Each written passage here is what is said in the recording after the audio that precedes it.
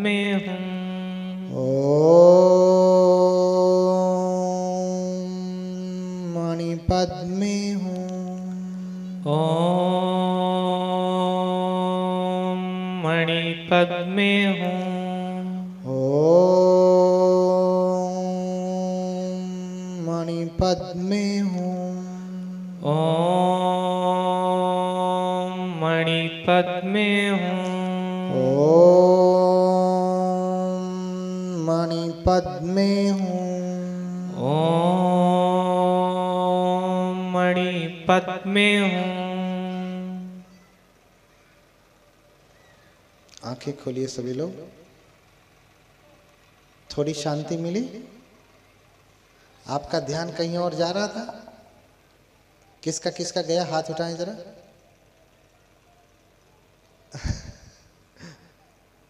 अभी तो तुम ध्यान के मुख में आए नहीं, तो ध्यान कहाँ जाएगा? हाँ, ध्यान नहीं गया कहीं। मंत्र में इतनी शक्ति है, इतना सामर्थ्य है कि आपके ध्यान को एकाग्र करेंगे, मन को पावन बनाएंगे, आपके जो आंतरिक शक्ति है, आंतरिक ऊर्जा है, उसको सामर्थ्यवान बनाएंगे। फिर आपकी वाणी में तेज होगा, तेज। गुस्सा होकर के किसी को कह दिया कि जा तेरा नाश हो, तो नाश भी होगा, लेकिन ऐसे कहना मत, नहीं तो तप भी खत्म हो जाएगा, है ना? सारा तप खत्म हो जाएगा। तप क्या हो जाएगा? खत्म हो जाएगा। लेकिन उसी वाणी से अगर आप आशीर्वाद देंगे कि जाओ तुम्हारा मंगल हो, तो उसका मंगल भी होगा। तो इस वाणी का उपयोग किस लिए करना? लोगों के कल्याण के लिए, लोगों के मंगल के लिए। अगर ये मंत्र लंबा लगता है तो उष्णीश विजय राज धारणी का मंत्र आप उष्णीश भगवान बुद्ध। अच्छा, ये जानते हैं भगवान बुद्ध का ये जो ऊपर ये क्या है, जूड़ा है? क्या है ये? ध्यान से सुनना, इसका उत्तर आपको जल्दी मिलेगा नहीं, ढूंढते रह जाओगे। ये ऊपर क्या है? कुछ कहते हैं घोंघा। भगवान बुद्ध जब तप करने लगे तो घोंघों ने आकर के घेर लिया। इतना मूर्ख आदमी। भगवान बुद्ध पेड़ के नीचे बैठे हैं, वहां घोंघा क्या करने जाएगा? हाँ? अरे कहता दीमक लगा लिया, तो एक पल के लिए समझता कि भाई दीमक पकड़ लिया होगा। घोंघा कहाँ रहता? पानी में रहता है कि सूखी भूमि पे रहता है? हाँ, और यही बात सब लोग मानते हैं कि भगवान बुद्ध के सर पे जो है ये घोंघा, यही जानते हैं ना? अज्ञानी लोग हैं, ना समझ है, न जानते हुए भी उठ पटांग कुछ भी कह देते हैं। ये जब भगवान को जब ज्ञान प्राप्त हुआ ने, तो भगवान भी हमारे जैसे ही, आप बनते लोगों के जैसे ही, ऐसे ही बिना बालों के थे, गंजे थे। इसलिए उनको मुंडक, जो भगवान बुद्ध को पसंद नहीं करते थे, मुंडक कह देते थे। मुंडक माने गंजे, टकले, है ना? मुंडक कहते थे। लेकिन उस समय स्त्री और पुरुष दोनों बड़े बड़े बाल रखते थे। जैसे स्त्री वैसे पुरुष भी, राजा महाराजा भी बड़े बड़े बाल रखते थे। तो जहां सब इतने बड़े बड़े बाल रख रहे हो, वहां इतना बड़ा बाल तो गंजा ही कहलाएगा ना। तो भगवान ने 2 अंगुल बाल रखने की अनुमति दी है, अर्थात इतना बड़ा बाल भिक्षु रख सकते हैं उस समय। उस समय कब? जब पुरुष भी इतने बड़े बड़े बाल रख रहे हैं, उस समय। आज पुरुष इतने बड़े बड़े खुदे रख रहे हैं, तो बनते को तो एकदम से चिकना ही करना पड़ेगा, तब पता चलेगा कि बनते हैं। तो भगवान छोटे छोटे बाल। कारण दूसरा ये भी था कि आज के जैसा तेज धारदार वाला उस तरह नहीं था, रेजर नहीं था कि रोज बना लिया। वो पत्थर पे ऐसे घिस घिस करके बनाते थे, तो ये चमड़ी उमड़ी भी कट जाती थी, है ना? तो 1 महीने में 1 आध बार बनाते थे, तब तक जो कटा छिला रहता था ठीक हो जाता था, फिर दोबारा काटते थे। तो इसलिए इतने बड़े बालों की अनुमति दी उस समय। अब सोचिए, इतना बड़ा बाल हो तो मेरा सर काला लगेगा ना थोड़ा सा। भगवान बुद्ध का भी बाल छोटा ही है। जब उनको ज्ञान प्राप्त हुआ, तो जिसे आप यहाँ तारू कहते हैं ना, तालू, यहाँ पे जब बच्चा छोटा होता है तो ये ऐसे धक धक धक धक करता है ना, तो माताएं क्या करती हैं, अब जॉनसन्स वाली होंगी तो जॉनसन्स का तेल, नहीं तो सरसों का तेल लगा करके उसको क्या करती हैं, खूब चपचपा देती हैं, मालिश कर देती हैं। क्यों? क्योंकि ये मजबूत हो जाए। हाँ, क्या हो जाए, ये मजबूत हो जाए। घड़ा बनाते हैं ना तो ऐसे जोड़ते समय थोड़ी सी खाली रह जाती। हाँ, जब आप कचौरी बनाती हैं तो भरती हैं तो ऐसे बंद करती हैं, थोड़ा खाली रह जाती है ना, उसको दबाना पड़ता है, मालिश करना पड़ता है। बनने के बाद ये कचौरी का थोड़ा सा खाली रह जाता है, तो माताएं तेल लगा करके उसे हर दिन करते करते जैसे जैसे वो बड़ा होता है ये भी भरने लगता है। तो जब बुद्ध को ज्ञान प्राप्त होता है तो ये वाला भाग उठ जाता है, यहाँ की मांस जो है ऊपर उठ जाती है। अब इतने बड़े बड़े बाल हो, काला ससर हो, इतने बड़े बड़े बालों में, हाँ, जैसे वो उधर आशीष लड़का बैठा है ना, खड़े हो जाओ बाबू, इसके जैसा बाल हो, इतना ही अंगुल बड़ा है ना, और इधर बीच में से अगर ऊपर उठे तो क्या लगेगा दूर से कि आशीष ने जूड़ा बांधा है ना, यही लगेगा ना, दूर से कोई देखेगा तो क्या लगेगा, जूड़ा बांधा है। तो जो भगवान को ज्ञान प्राप्त हुआ तो ये मांस उभर आई, इसी को कहते हैं कि बोधिमंड है ये। इसका नाम क्या है, बोधिमंड। उसका दूसरा नाम क्या है, उष्णीश। तीसरा नाम क्या है, उपशीर्ष। ध्यान से याद रखना, ढूंढते रह जाओगे नहीं तो। क्या नाम है इसका? नाम है बोधिमंड। और क्या नाम है, उष्णीश। तीसरा नाम क्या है, उपशीर्ष। ये घोंगा वोंगा नहीं है ना, तो भगवान ने जूड़ा बांधा है, इसलिए उनको श्रमण कहा जाता था, मुंडक कहा जाता था। अभी नंदोपनंद की जो कथा सुनाया मैंने, उसमें नंदोपनंद ने क्या कहा, अरे श्रमण मुंडक मेरे ऊपर धूल झाड़ते हुए जा रहा है। अभी बताता हूँ। मुंडक यानी गंजे टकले, आज की भाषा में थोड़ा कड़वा शब्द है, उस समय का कड़वा शब्द यही है, मुंडक, सिर मुंडे। हाँ, तो दूसरा मंत्र है, भगवान को जब बोधि प्राप्त हुई तो ये बोधि है उनकी, ये बोधि। तो इसी बोधि की स्तुति के लिए उष्णीश विजयराज सूत्र है, उष्णीश विजयराज धारणी है। उसी का छोटा करके, देखिए सूत्रों को याद कर पाना बड़ा कठिन है, उसे छोटा करके धारणी बना दिया गया जिसे धारण किया जा सके। लेकिन धारणी भी थोड़ी बड़ी होती है, इसलिए आचार्यों ने सोचा कि धारणी भी याद करना बड़ा कठिन है, इसलिए उसे छोटा करके क्या बना दिया, मंत्र। क्या बना दिया, मंत्र। मंत्र। अब उष्णीश विजयराज धारणी अगर लेके आएंगे, इतनी मोटी जो किताब रखी नहीं, इतना बड़ा एक है, एक सूत्र है। अब उसको सब लोग याद कर पाएंगे? आपके बस की बात तो नहीं है। हाँ, आपके बस की बात तो नहीं है। तो फिर उष्णीश राज विजय धारिणी का लाभ आपको कैसे मिलेगा? तो आप उससे वंचित रह जाएंगे ना, अछूते रह जाएंगे। तो कैसे प्राप्त हो? इसलिए उसको सरल किया आचार्यों ने, धारिणी को छोटा कर दिया, मंत्र बना दिया। उसका नाम क्या है मंत्र का? हाथ जोड़े सभी लोग, फिर शांति से बैठे। अगर ओम मणि पद्मे होम का जाप ना कर सके तो कौन सा जाप करेंगे? उष्णीश विजयराज धारिणी का। आंखें बंद करिए, जप करिए उस मंत्र का। बड़ा सामर्थ्यवान मंत्र है, बड़ा सामर्थ्यवान मंत्र है। चीन, जापान, ताइवान, कोरिया, जहां जहां भी बुद्ध को मानते हैं, बड़े संपन्न देश है। रोज भूकंप आता है। जापान में जाएंगे तो खाली पूजा करते हैं, मंत्र जप करते हैं। नम्मे रंगे क्यों, नम्मे रंगे क्यों, नमः सद्धर्म पुंडरीकाय। समझ रहे ना? और रोज भूकंप आता है, रोज, कुछ फर्क नहीं पड़ता, इतना सामर्थ्यवान है। जापान के संविधान में ही लिखा है, प्रियम्बल में, बुद्धम शरणम गच्छामि। महायान है तो संस्कृत में लिखा है। क्या लिखा? बुद्धम शरणम गच्छामि। हम जापान के लोग किसकी शरण जाते हैं? बुद्ध की शरण जाते हैं। तो मंत्र क्या है?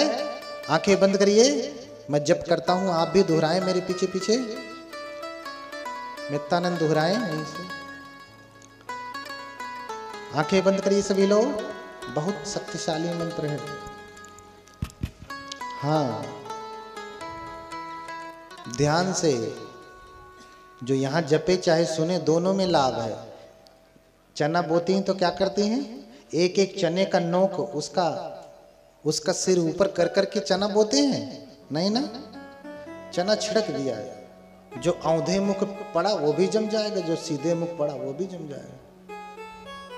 हाँ, चाहे सुने चाहे जाप करें, टेढ़े आड़े कान में शब्द पढ़ना चाहिए, जमेगा, लाभ बराबर होगा। आंखें बंद करिए, मैं जप करता हूं, आप भी पीछे पीछे मेरे दोहराइए। ओम अमृत तेजवती स्वाहा। ओम अमृत तेजवती स्वाहा। ओम अमृत तेजवती स्वाहा। ओम अमृत तेजवती स्वाहा। ओम अमृत तेजवती स्वाहा। ओम अमृत तेजवती स्वाहा। ओम अमृत तेजवती स्वाहा। ओम अमृत तेजवती स्वाहा। ओम अमृत तेजवती स्वाहा। ओम अमृत तेजवती स्वाहा। बोलिए भगवान बुद्ध की करुणा हो। याद हुआ ये वाला? ये आसान था ना? इससे भी छोटा बताएं? इससे भी छोटा बताएं? वज्र सत्व का, जो भयंकर से भयंकर संकट आने के बाद भी उसका स्मरण मात्र से रक्षा होती है। क्या है? ओम आह होम। ओम आह हुम। ओम आह होम। ओम आह हुम। ओम आह होम। ओम आह हुम। याद हुआ? कौन सा वाला सरल लगा? हाँ हाँ, अब इससे सरल मंत्र नहीं है, एक ही मंत्र, बीजी मंत्र, तो फिर आपके साधना में ही काम आएगा, आपकी रक्षा में नहीं काम आएगा। एक बीजी मंत्र बताऊंगा तो ये क्या है? आपकी साधना की भी रक्षा करेगा, आपके भटके हुए ध्यान को भी एकाग्र कर देगा और आपकी रक्षा भी करेगा, आपके भीतर अभूतपूर्व सामर्थ्य शक्ति पैदा करेगा। हाँ, एक छोटा सा भगवान के समय का प्रसंग बता करके छोड़ दे रहा हूं आपको, ठीक है? थोड़ा देर और बैठ सकते हैं कि नहीं? हम तो कब से बैठे हैं बिना हिले। हम हो तो पालथी मार के बैठे हैं ना। हाँ, हम भी पालथी मार के बैठे, आप भी पालथी, बस अंतर इतना है, आपका नीचा है, मेरा ऊंचा है, इतना ही अंतर है ना। ये भी टाइट ही है, नरम नहीं है। हाँ, हाँ, और लेट भी आते हैं, इसलिए लेट तक आपको बिठा के रखना पड़ता है। पहले आ जाते तो पहले, दो चार लोग आगे वाले बेचारे पहले से आके फंस जाते हैं। हाँ? लेकिन आपको ज्यादा मिलता है, आप फंसते नहीं हैं। जितना समय आपका भगवान की कथा में, स्तुति में बीत जा रही, बाकी समय तो प्रपंच में बीतना ही है, जितना हम बिता लें उतना ही हमारे लिए मंगलमय हो जाए। नहीं तो जाके फंसना ही है फिर वहां। कम से कम यहाँ जब तक हैं तब तक तो हम भगवान को स्मरण कर रहे हैं, तब तक तो हमारा मन पावन हो रहा है। एक समय की बात है, श्रावस्ती में एक किसी भिक्षु को सर्प ने काट लिया। किसने? यहां भी सर्प काटते हैं ना, कौन सा वाला ज्यादा विषधर होता है, काला वाला कि गोरा वाला? हाँ, इसलिए भगवान कहते पस्सी आनंद आसी विषम आम बनते पस्साम। यहाँ देखता हूँ, गौर विष वाला देखता हूँ। हाँ, सबसे खतरनाक काला वाला होता है ना, कहते हैं काट लेता है तो लहर भी नहीं आती, लहर भी नहीं आती। अब उससे कैसे बचेंगे? आपके घर में सर्प निकल जाए तो बिना मारे कैसे घर से बाहर निकलेगा? निकाल लेंगे, मारना पड़ेगा, डंडा से फेंकना पड़ेगा। अब क्या पता कि फेंकते फेंकते आपके ऊपर ही कूद जाए। हाँ, श्रावस्ती में एक नए नए बनते थे, वैज्ञानिक बनते। श्रावस्ती की घटना भगवान बुद्ध के समय की। वैज्ञानिक बनते थे और वो मैत्री भावना नहीं करते थे, मैत्री भावना नहीं करते थे। उनको सर्प ने काटा और काटते ही गए, काटते ही अभी बनते बने, तब तक सर्प ने काट लिया और चले गए। और हड़कंप मच गया कि अरे अभी तो बनते बना, बेचारे को सर्प ने काट लिया, मर गया। भगवान बुद्ध के पास आते, भगवान एक भिक्षु को सर्प ने काट लिया और काल कवलित तो हो गया, मर गया। काल कवलित तो हो गया, मर गया। भगवान हम लोग क्या करें? क्यों मर गया वो? आपके शरण में रहते हुए भी वो क्यों मर गया? उसे सर्प ने काटा। भगवान कहते हैं कि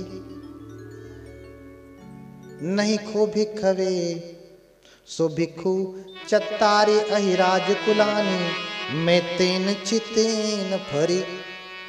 अरे भिक्षुओं, वो बदमाश रहा होगा, उसने चारों जो अहिराज कुल हैं, यानी सर्पों के जो राजाओं के कुल है, अभी थोड़ी देर पहले मैंने बताया ना, विरूपक्षं, एरापतंग, छव्यापुत्तंग और कन्हा गौतम।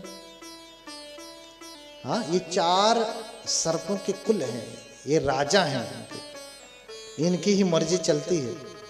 अगर इनके प्रति मैत्री भावना करते हैं ना, तो कभी भी न कोई काटेगा न नुकसान पहुंचाएगा। और गलती से काट लिया, गलती से कैसे? अंधेरे में है, चल रहे हैं, सर्प की पूंछ दब गई और गुस्सा के काट लिया, तो पीड़ा तो होगी लेकिन मरेंगे।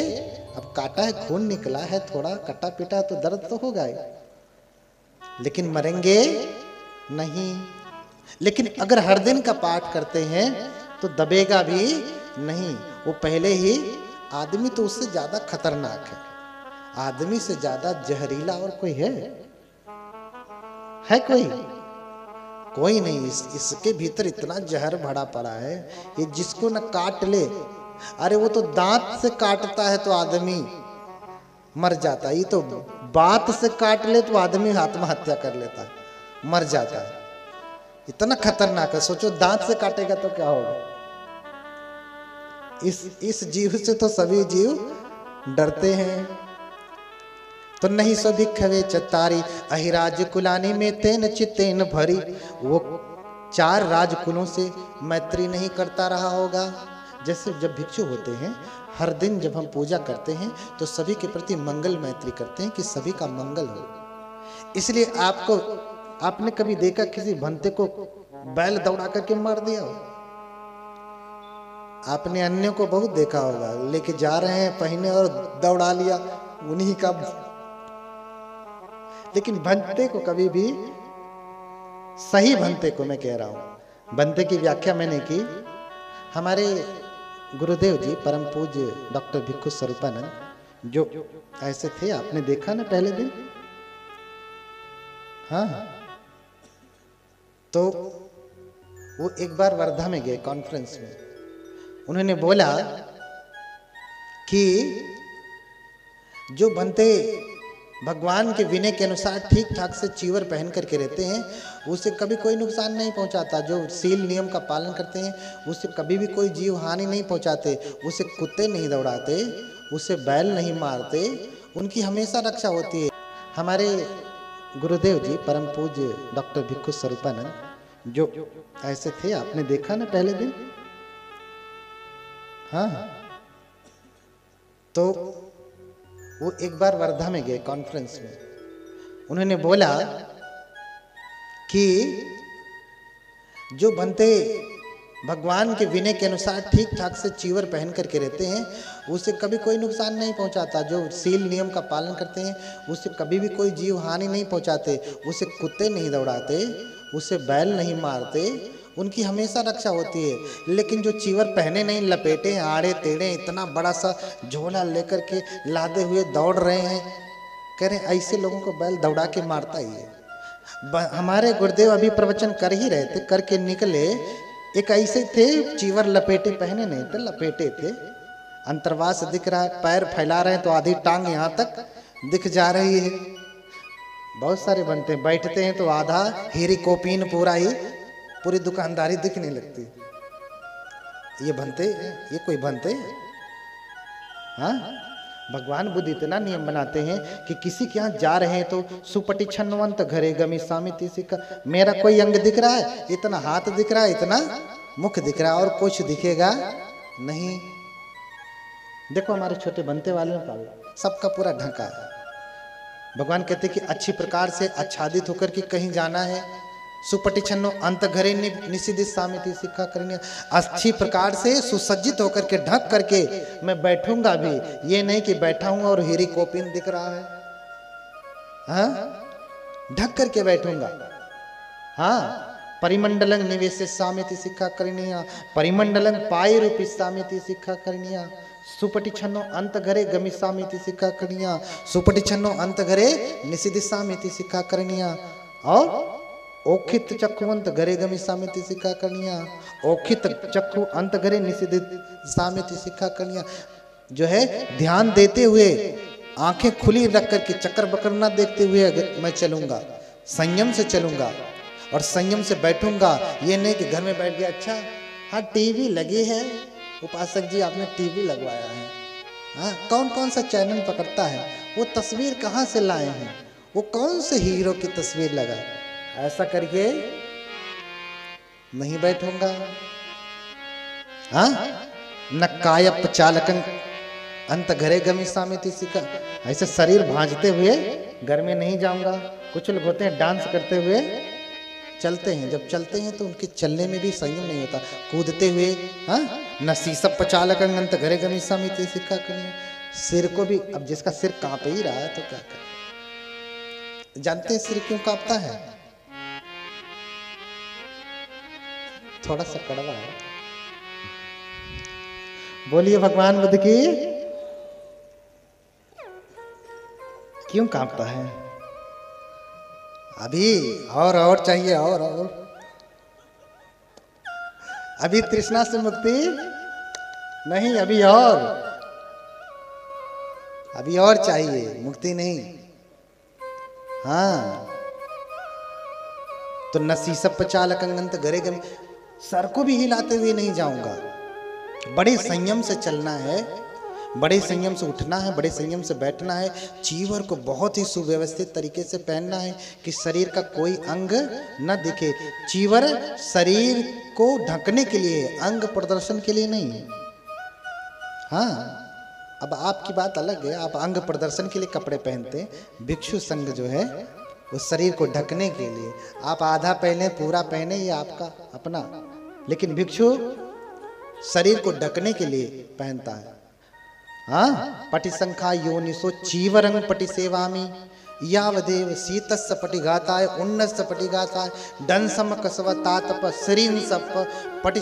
हाँ, जो हम चीवर पहनते हैं ना, अगर सच में कोई भगवान बुद्ध का श्रावक है, इस चीवर को पच्चवेखना करके, ये पच्चवेखना है पटि संख्या योनिसो चीवरंग पटि सेवामी, ठीक है, लंबा मंत्र है। यावदेव शीतस्य पटि घाताय उन्नस्य पटि घाताय डंसम कसवा तातपा श्रीन सप पटिच्छादंतम।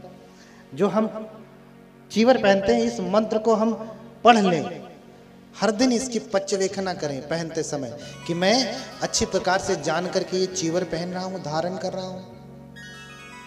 तो जानते हैं डंस मकस, डस जानते हैं, डस बाला वाला मक्खी जैसा होता है ना, बड़ा सा होता है डस।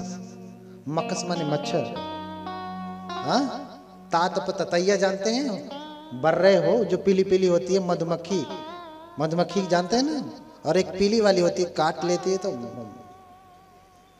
है ना, तो बिना घी खाए आदमी मोटा हो जाता है, वो वाला है ना। सिरिंग सप, है ना, छोटे बड़े सर्प, जितने भी प्रकार के हानिकारक जीव हैं उससे हमारी रक्षा होती है। उससे क्या होती है? रक्षा होती है। हाँ, हमारे बनते लोग इस घटना को जानते हैं। एक बार हम लोग गए एक उपासक के यहाँ। कभी कभी उपासक कैसे होते हैं, बड़े आतिथ्य करने वाले, बहुत ध्यान रखने वाले, हमारे डॉक्टर वीरेंद्र जैसे भी होते हैं जो 24 घंटे खड़े रहते हैं। उपासिका शोभा जैसे भी होते हैं, उनकी पत्नी, हाँ, विकास जैसे भी होते हैं, जो बहुत ध्यान रखते हैं, हर पल एक पांव पे खड़े रहते हैं। और कुछ ऐसे भी होते हैं कि पूछते भी नहीं, गलती से आदमी पहुंच जाता है किन्हीं कारणों से। बहुत समय पहले की बात है, एक उपासक के घर पे गए और हमारे साथ दूसरे भंते लोग भी थे, वही लपेटने वाले, वो भी पहुंचे हैं, हम भी पहुंच गए। अब गृहस्थों को ज्यादा भेद नहीं पता होता है कि चीवर पहना जाता है कि लपेटा जाता है। पहनने वाले को भंते मानते हैं, लपेटने वाले को नहीं मानते। गृहस्थों को नहीं पता, उनको तो खाली रंग दिखता है, भंते वाला तो भंते, है ना। अब पहुंच गए, उसके घर में बहुत मच्छर, हाँ, बगल में ऐसे ही झाड़ झंखाड़ थी, घर बनाया था नया ना, खूब मच्छर। अभी उसमें जाली वाली भी नहीं लगी थी, नया नया घर ही बना था। रात का समय हुआ, खूब मच्छर घुस गए, और मोर्टिन जलाओ चाहे कुछ जलाओ, वो भागने का नाम ही नहीं ले रहे।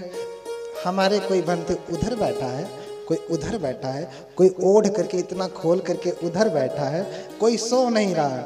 हमें देख करके हंसी आई। हमने भगवान के इस चीवर की पचवेखना किया, और पचवेखना करके हम ओढ़ के सो गए। ना एक मच्छर काटा, ना डस काटा, कुछ नहीं काटा। सुबह कह रहे बनते आप सोए रहे, आपको मच्छर काटे नहीं? हमने कहा काटे होंगे, ने कहा काटे होंगे, लेकिन हम तो सोए, हमारा हाथ वाथ दिख रहे, काटे तो नहीं, एक भी मच्छर काटा नहीं। कहने का तात्पर्य यह है कि जब हम प्रत्यवेक्षणा करते हैं इसकी, तो भगवान कह रहे हैं कि नहीं नून भिखवे चत्तारी अहिराज कुलानी मैं तेने चित्तेन फरी। इसने चारों अहिराज कुलों की जो है उनके प्रति मैत्री नहीं किया, इसलिए इसे सर्प ने काटा और मर गया। हाँ, तो सभी बनते कहते भगवान फिर हम लोग क्या करें, कैसे करें मैत्री? बोलते हैं भगवान कि अनुजानामि भिखवे चत्तारी अहिराज कुलानी मैं तेन चित्तेन फरितुम अत गुतिया अत रखाय अत परितायाति। भिक्षुओं, अगर तुम चाहते हो कि तुम न मरो, तुम्हें सर्प ना काटे, सांप बिच्छू ये सब परेशान न करें, तो मैं तुम्हें अनुमति देता हूं, तुम्हें बता रहा हूं कि तुम इन 4 अहिराज कुलों के प्रति मैत्री भावना रखो। फिर जब इनकी कृपा, ये तुमसे प्रसन्न रहेंगे, तो कोई सर्प बिच्छू ये सब परेशान नहीं करेंगे, है ना। तो कैसे मैत्री करोगे? तो कहा विरूपक्षे ही में तम एरा पथे ही में छब्या पुते ही में तंग कन्हा गौतम के ही च अपाद के ही में तंग द्विपाद के ही में चतुपदे ही में तंग बहुपदे ही में मामम आपाद को हिंसी मामम हिंसी द्विपाद को मामम चतुपदो हिंसी मामम हिंसी बहुपदो सभ्य सत्ता सभ्य पाणा सभ्य भूता च केवला सभ्य भद्राणि पश्यन्तु मा किंचित दुख मागम। है ना, कि लंबा सूत्र है कि विरूपक्षे ही में तम, जो विरूपक्ष के अहिराज कुल हैं उनसे मेरी मैत्री, मैं उनके प्रति मैत्री भावना करता हूँ। एरा पथ के जो राजकुल हैं उनके प्रति मैत्री भावना करता हूँ। छम्ब्या पुत्र जो हैं उनके प्रति मैत्री भावना करता हूँ। और कन्हा गौतमक, कृष्ण गौतमक हिंदी में कहेंगे कन्हा गौतमक, ठीक है। इस गोत्र के प्रति, इस कुल के नागों के प्रति मैं मंगल मैत्री करता हूँ, उनके प्रति मैत्री भावना करता हूँ। सबके प्रति इन मंत्रों के द्वारा मैं मैत्री भावना करता हूँ। जितने भी छोटे बड़े कीड़े मकोड़े मैं सबके प्रति मैत्री भावना करता हूँ। संक्षिप्त में बता रहा हूँ क्यों क्यों करता हूँ, क्योंकि अपमानो बुद्धो, क्योंकि बुद्ध का बल बहुत बड़ा है। तुम मुझे काटोगे तो बुद्ध का बल उससे भी बड़ा है तुम्हारा। अपमानो बुद्धो अपमानो धम्मो अपमानो संघो पमानवंतानि सिरिंग सपानी अहिबिच्छिका सतपदी उन्ना नामी सर्वो मूसिका कथा में रखा कथा में परिता पटिकमंतु भूतानि सोहं नमो भगवतो नमो सत्तन्नं सम्मा संबुद्धानंति। ये रक्षा मंत्र है। ये क्या है? ये रक्षा मंत्र। इसी के द्वारा हम मैत्री भावना करते हैं। जब हम इस मंत्र का पाठ कर लेते हैं ना, आपके घर में अगर सर्प घुस भी गया है, आप इसका मात्र पाठ करिए। रोज भावना करते हैं, मात्र पाठ करिए, सांप अपने आप निकलेगा और बाहर चला जाएगा। और हर दिन पाठ होता होगा तो ये सब कुछ ऐसी विपत्ति आपत्ति कुछ आएगी ही नहीं। आप मनुष्य भी आपके घर में नहीं घुसने पाएंगे। किसी भी प्रकार के अन्य जीवों से आपके कभी भी नुकसान नहीं पहुंचेगा। सदैव रक्षा होती रहेगी। कोई अन्य जीव भी आपको नुकसान नहीं पहुंचाएगा। सिर्फ सांप बिच्छू ही नहीं, इनके अन्यत्र भी जो भी जीव हैं, वो कोई भी जीव आपको गाय भी नहीं मारेगी, भैंस भी नहीं मारेगी, बैल भी नहीं मारेगा, है ना। तो मैं बता रहा था, मेरे गुरुदेव जो थे बाहर ही अभी निकले, वर्णन कर रहे हैं कि जो चीवट ठीक से पहनते हैं, चर्या का पालन करते हैं, भगवान बुद्ध के अनुसार प्रवज्जित हैं, उनको कभी बैल नहीं मारते, कभी कुत्ते नहीं दौड़ाते, कभी भैंस नहीं मारते, उनकी रक्षा होती है। भंते हमारे गुरुदेव अभी कह करके जैसे ही बाहर निकले, एक भंते इसे लपेटे हुए थे, वैज्ञानिक थे। कह रहे ये कौन सी बात कर दी भंते जी, बिना ये तो विज्ञान की कसौटी पे खरा नहीं उतरता, ये वैज्ञानिक बात नहीं है। हमारे गुरुदेव कह रहे अच्छा चलो ठीक है भाई। हमारे गुरुदेव जब किसी से कुछ उत्तर नहीं देना चाहते, क्या मूर्खों को उत्तर देवें, अच्छा चलो ठीक है भाई, अवैज्ञानिक बात है, तुम मत मानो। कह करके जैसे हमारे गुरुदेव गाड़ी में बैठे, ये अभी आगे ही जैसे चला, तुरंत एक बैल आया और गिर गए। फिर हमारे गुरुदेव कह रहे हैं अब वैज्ञानिक समझ में आया, सारा विज्ञान समझ में आया। बोलिए भगवान बुद्ध की। तो जो भगवान बुद्ध के अनुसार हैं, उनकी सदैव रक्षा होती है, उनका सदैव कल्याण होता है। तो आज बस इतना ही कहूँगा, मंत्र को आप याद रखें। नहीं तो आपके घर में जब कभी परित्राण पूजा होती है, उस समय जब कोई भिक्षु पाठ करके आते हैं, लंबे समय तक उसकी तरंगे रहती हैं। फिर सांप बिच्छू अन्य जीव भी आपके घर में प्रवेश नहीं करते, नुकसान नहीं पहुंचाते। आप भी उनको नुकसान पहुंचाने की भावना छोड़ दीजिए, वो भी आपको नुकसान नहीं पहुंचाएंगे। शाकाहारी हो जाइए, आपका खून शाकाहारी हो जाएगा, अपने आप वो नहीं काटेंगे। अब सच में शाकाहारी नहीं होगा खून। कहने का तात्पर्य आप दूसरों को नुकसान न पहुंचाएं, आपको भी नुकसान नहीं पहुंचाएगा कोई, है ना। अत्तानंग उपमम कत्वा ना हनेय न घातये, अपने समान समझ करके किसी को नुकसान ना पहुंचाए। और उसके बाद फिर ये मंत्र रक्षा करने के लिए कितने मंत्र बताए? 3। कल एक बताया था, हाँ, नमो सब्बे बुद्धानम। आज एक बताया हूँ, ओम मणि पद्मे हूँ, ओम अमृत तेजवती स्वाहा। सबसे छोटा वाला क्या बताया, किसी को याद है क्या? हाँ,